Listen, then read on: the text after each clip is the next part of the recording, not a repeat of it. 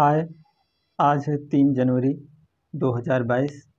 आज ही के दिन एक ऐसी महिला का जन्म हुआ था जो भारत की पहली महिला शिक्षिका के रूप में जानी जाती हैं। उनका नाम है सावित्रीबाई फुले। तो नमस्कार साथियों, आप सभी का स्वागत है। हम आज चर्चा करते हैं सावित्रीबाई फुले के बारे में।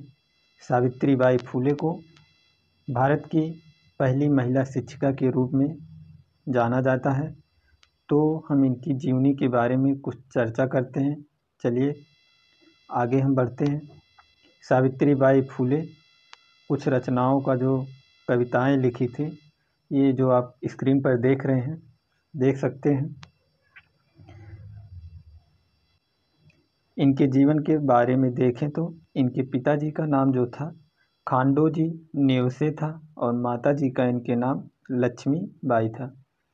दोस्तों, इनका जो जन्म हुआ था महाराष्ट्र में हुआ था 1831 में। आज ही के दिन 1831 में महाराष्ट्र में इनका जन्म हुआ था। इनका जो नाम सही था सावित्रीबाई था। इनकी जो शादी हुई थी, इनकी शादी 12 साल की उम्र में 12 साल की उम्र में ही ज्योतिराव फूले के साथ हुआ था, जिनके साथ शादी में बंधन में बंधकर यह सावित्रीबाई फुले बन गई। इस प्रकार यह पढ़ी लिखी नहीं थी।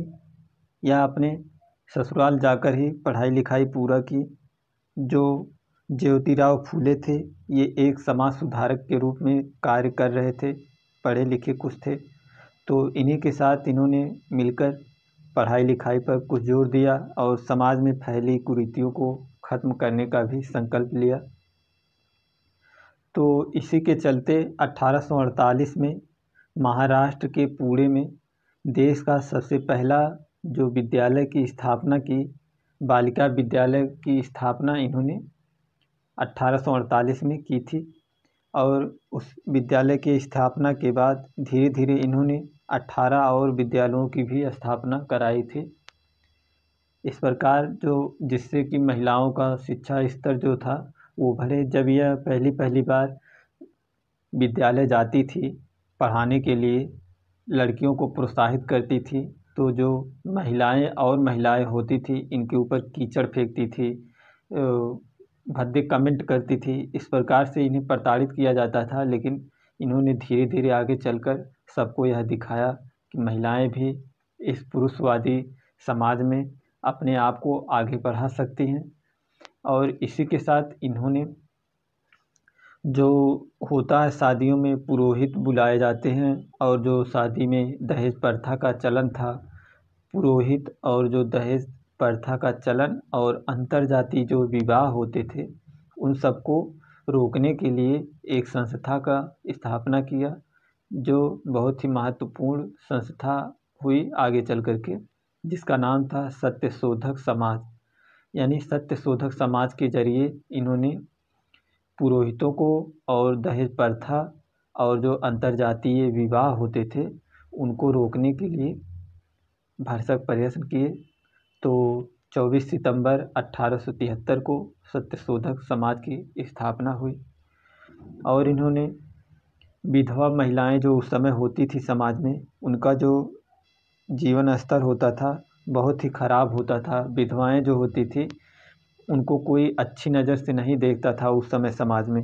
विधवा लोग जो होती थी, विधवाओं के जो जीवन स्तर को इन्होंने उठाने के लिए एक महिला सेवा मंडल की स्थापना की थी। और इस प्रकार से जब ये शिक्षिका के पद पर कार्य कर रही थी, तो इन्होंने 2 काव्य लिखे थे, जिनका नाम है काव्य फूले। पहला काव्य फूले है और दूसरा 52 कसी सुबोध रत्नाकर। हम लिख कर बता देते हैं आप लोगों को। ये दोनों इनकी रचनाएं थी। इसने बहुत ही अच्छे काम किए जिससे कि महिलाओं का स्तर ऊंचा उठाया जा सके। और समय आगे चलकर धीरे धीरे समय आया 1897 का, जब पुणे यानी महाराष्ट्र में पूरे महाराष्ट्र में प्लेग नामक एक महामारी फैल गई थी। उस समय इन्होंने अपने एक यशवंत नाम का इनका एक दत्तक पुत्र था, जिसकी मदद से एक अस्पताल की भी स्थापना कराई थी। प्लेग बीमारी की जो महामारी आई थी उस समय, उसके लिए जो यशवंत की सहायता से इन्होंने एक अस्पताल का निर्माण कराया था। यशवंत इनका दत्तक पुत्र था, क्योंकि इन्होंने एक